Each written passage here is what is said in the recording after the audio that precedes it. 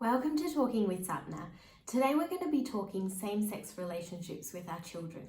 On my YouTube channel, I had a question around how do you have same-sex relationships conversations with your children, balancing religious viewpoints with modern society.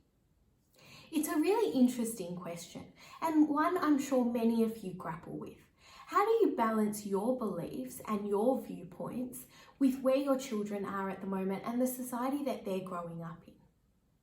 And there are a few different ways to approach this conversation that can stay true to your beliefs, but also allow your children to have these conversations in a way that is meaningful and empowers them in the society they're living in. The first thing that's really important to consider is actually your own beliefs and where they've come from and why you have them. Now, everyone is entitled to their own beliefs, that's your prerogative, but it's important to understand what has created this belief. Because it is then when you understand what your belief is around same-sex relationships, then you can have an open conversation around them. But you need to be willing to delve into where your belief has come from. Whether it's something that you are comfortable with or uncomfortable with, whatever the thought is, you need to acknowledge it and accept it. But in order to have these difficult conversations, you yourself have to know why you have that belief. See what underlies that belief. Where did it come from?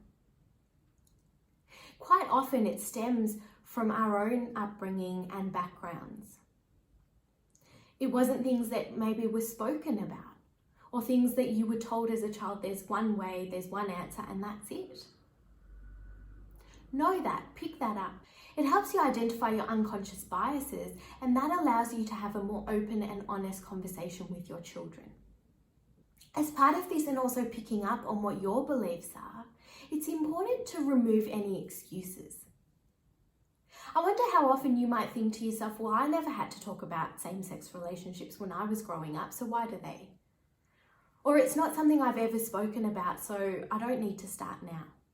There's so many different thoughts that might come to you, and it happens when you're about to talk about something that's difficult or uncomfortable for you. We make so many excuses not to have the conversation. But try and remove those excuses, because you want to have these conversations with your children. You want them to be able to come to you and have open and honest conversations, not be restricted by what your beliefs are, and therefore you don't allow them to create their own beliefs.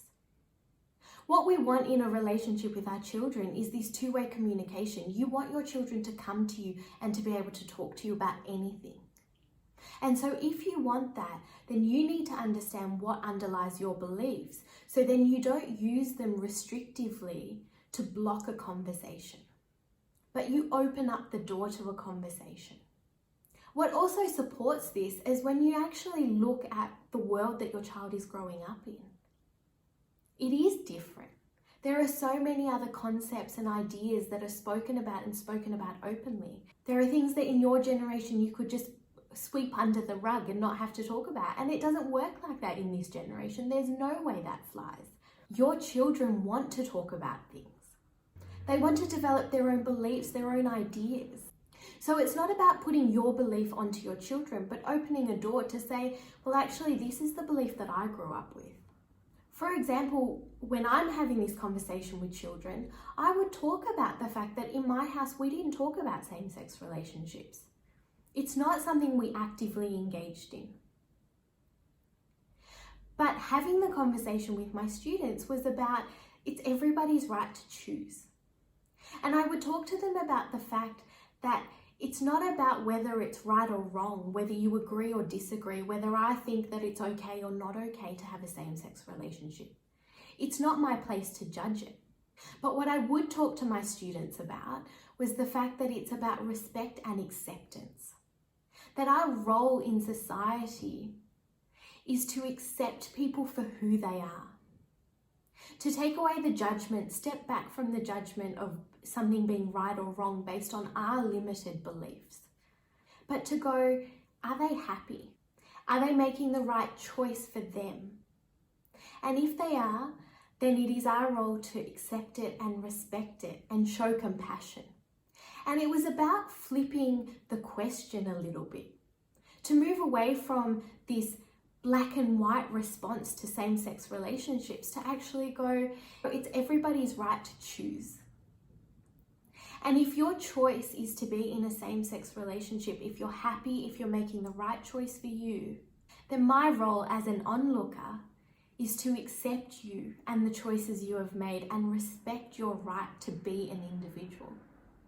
So when your child does ask the question about same-sex relationships, because they will, because it's what is in their world, why don't you think about what your beliefs are, where they've come from, the world your child is growing up in, and the values that you want them to embody. Because at the end of the day, in any of these conversations, it's not about judgment that we're teaching our children. We don't want them to form these rigid beliefs in society. We want them to have their own thinking and their own thoughts that are driven by the values that we want them to embody. And who doesn't want their children to embody acceptance and respect? It's what you're all striving for. Those are the values that allow your child to be themselves in this society, to move away from the rigid stereotypes and norms that exist to a world where they can see that there is endless potential for them to be themselves. So in order for them to have that belief, then the way we have these conversations is to focus on the qualities and values that they should have as positive contributors to this society. So shift the story, shift the way you talk about it. Move away from this rigid agree or disagree, good or bad viewpoint that we've so been accustomed to having. And move towards this openness and transparency and talk about respect, compassion, and acceptance as the key qualities and values you want your child to embody in this society. It's amazing what happens when we shift the language and shift the way that we talk about things. It opens up a whole new world, not only for your children, but for you as well.